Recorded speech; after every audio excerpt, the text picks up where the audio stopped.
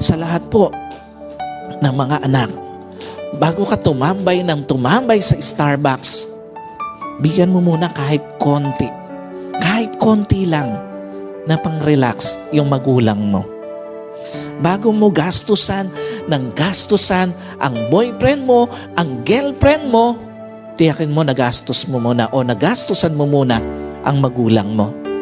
Sa mga young pro natin, huwag kang pipili ng isang lalaki o ng isang babae na hindi nagiging mabuti sa kanyang magulang.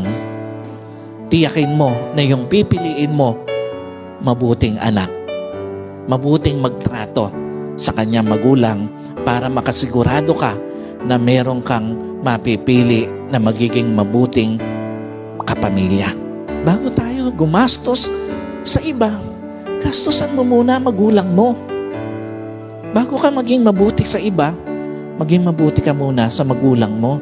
Sabi siguro ng maraming mga anak na narito, ako pala yung topic ngayon. Sabi siguro nila, dapat hindi na lang ako umattend.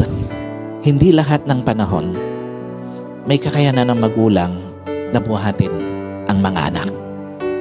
Sa lahat po ng mga anak, tandaan nyo, hindi lahat ng panahon kakayanin kang buhatin ng magulang mo.